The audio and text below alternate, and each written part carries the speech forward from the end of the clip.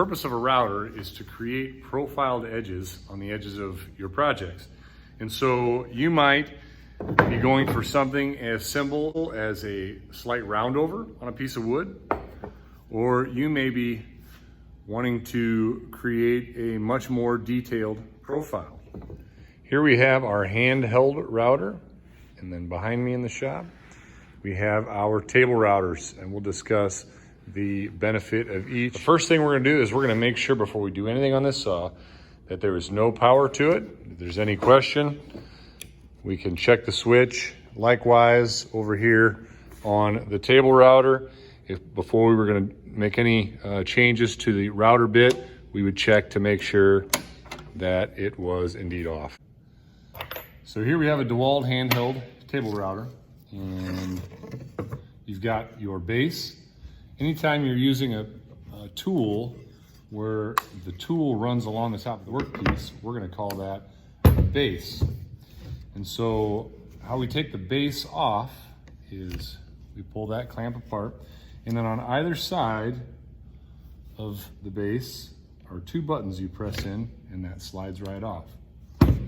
So now we have the collet, and that is what holds in the bit. So we're gonna remove that collet, and we need to be able to use this lock to stop this from spinning. Otherwise, when we try to put our wrench onto it, it will spin freely. So we're gonna find the hole where that lock can pop in, and we'll put our wrench on here and break it loose. Once unthreaded, we can pull the bit out of the collet. Now the way this works, the bit slides down inside the collet, and then as these threads inside are tightened down onto that, it actually squeezes this inner sleeve together, and it grips the bottom of the blade shank. So it's important to note that there's a couple different sizes collets. If you decide that you're going to use something with a smaller shank, that will not fit tightly into this collet. So you are going to need to find the appropriate sized collet for the appropriate sized bit. Okay, so let's say we're gonna put this one in. What we'll do is we'll place it in all the way down. We'll thread it by hand, and then we will secure it tightly with the wrench. We're going to place the base back on. Note that when you look inside this base, there are little metal knobs that stick out, and those are meant to align with this groove on the side of the router. If you do not line those up, then this will bind, and you can get this soft aluminum base stuck, jammed into this thing. So we're gonna line that up. We're gonna push in these buttons on the side. I can line that up by looking down through the top, right down here. Slide that down, you'll hear it click in.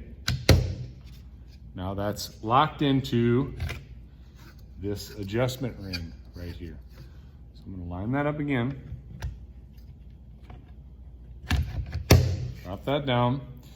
Now I have to determine the height that I want to set my router at. Distance to which you let the bit extend beyond the bottom of the base is gonna determine the type of profile that you will end up with. So if I were to lock it in right here, you would just have a slight round over. Hopefully you can see that there. But if I was to lock it in here, you would have a round over, and you would have this little corner routed in. And we know that we can never take this beyond the bottom of the blade. We don't want that blade sticking all the way out. And we definitely wouldn't want to expose that collet as the machine spins. So we're gonna set it where we want it for a nice round over. We'll put it right there. Now I need to clamp this down tight so that it can't move right there, okay? So this router is now ready to operate. We've got a workpiece clamped in so we can protect the table so that we don't accidentally route into the tabletop. This is just a piece of scrap material that was laying around. Before we make our cut, I want to talk about the direction that we want to cut. Now, if we look at the router bit, we can see the way that the blade is oriented, it's going to spin this way. So that means as it spins this way to cut, it's going to naturally want to ride down in this direction. If you were to let go of the router, it would want to, the blade would want to take it off in that direction. So what we're going to do is we're going to push the router so that it's running against the direction of what we would call the kickback. In this case, as it naturally would want to spin this way, we're going to start here and we're going to router in this direction. If you do router this way, you will find that it will want to take off on you, and you want to avoid that. I'm going to get my router, which is now plugged in. I'm going to lay it on my workpiece. And what I want you to do is hold it nice and tight, and I want you to just get a feel for what is secure. Because what we want to avoid is any kind of router wobble as we're going along. We want to be able to feel exactly how that should sit on there in order to slide freely. Then you're going to get set where you want to start, and you are going to back it away from the wood. Just as with every other saw, we don't want to make any contact with the wood until we've gotten to full speed. So we'll turn it on. We'll put our hand on the other side. We'll push it in. And we'll slowly route.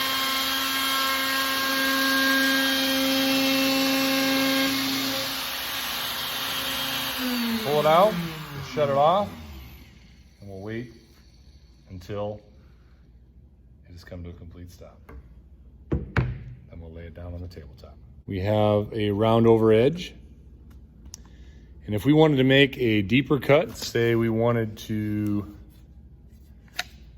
make this cut at its max depth, what we might do in that case is make multiple passes. So because I'm taking a large amount of material with this blade set at that depth, I am going to make multiple passes with my router. I'm going to run through a light pass, run through again.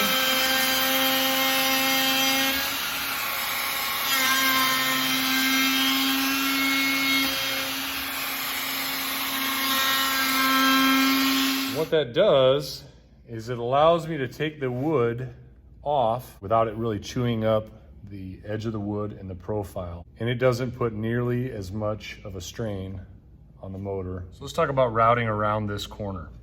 A common mistake that students make when they're routing is that they will run around the corner, and as the router comes to the edge, it'll kind of pop and then come back, and they'll have kind of a rounded edge where the router isn't making complete contact right here. So let me show you what that would look like.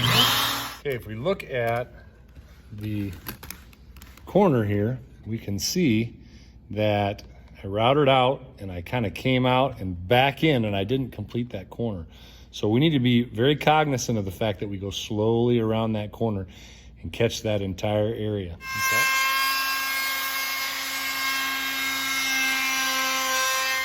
Now I want to briefly demonstrate to you how the depth of the bit can impact the type of a profile that you use. We're going to run it through, we're going to change the depth, we're going to run it through again, you're going to watch the profile transform over time.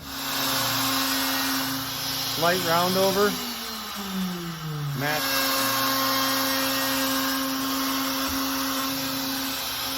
As you can see, that's slightly changed the profile. We're going to go a little bit deeper.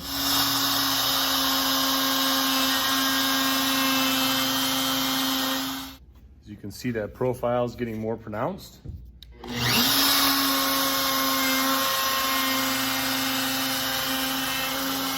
We'll max it out. We'll take it all the way to the bottom. This is as far as you'd want to take this bit.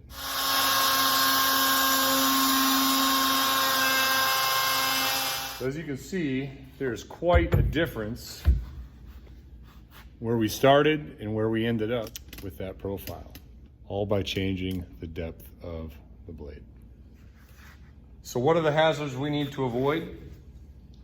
We need to avoid ever allowing our fingers to come into contact with this bit. We need to avoid ever trying to make any changes to the bit as far as the collet is concerned while it's plugged in.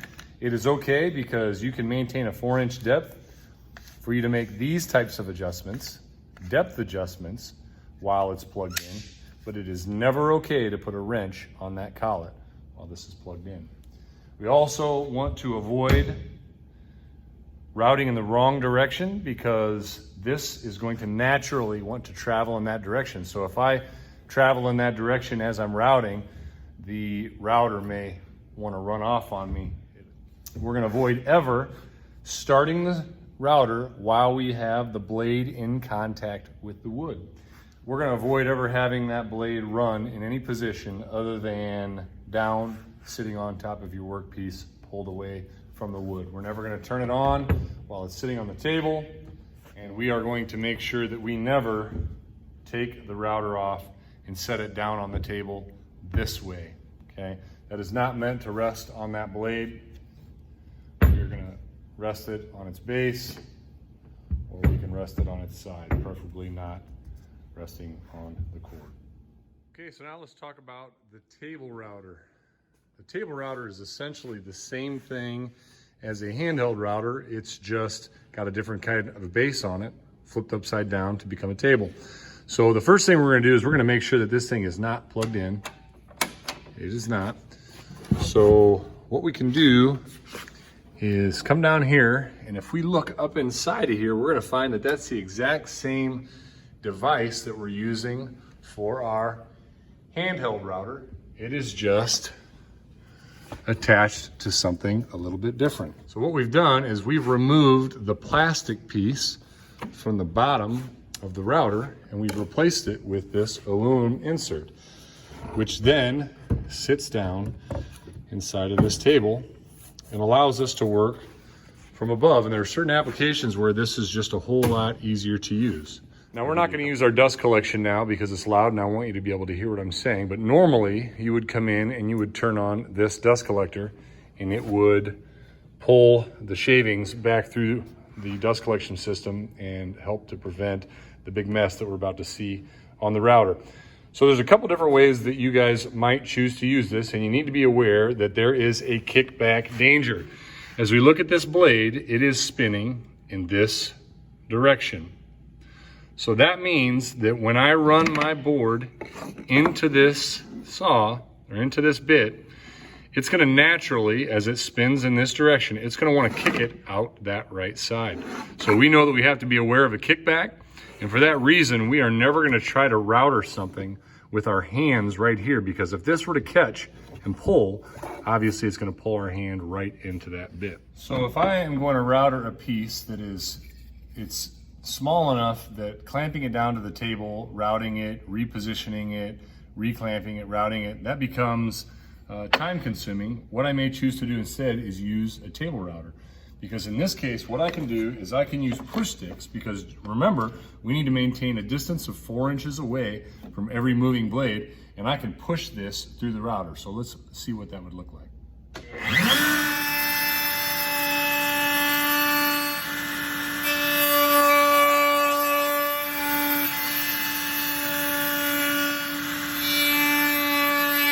As you can see, I've now got a profile on this piece of wood that would have been very difficult to put on with a handheld router. So in that case, what I did is I allowed my workpiece to run against the bearing, but there are times where you may have a router that does not have a bearing on the top of it, such as this one. And in that case, what you'll do is you will use this fence. And imagine the bit down inside the router. We bring this fence up, that sets our depth, and our piece rides against the fence rather than the bearing. You can also utilize both the fence and the bearing when routing.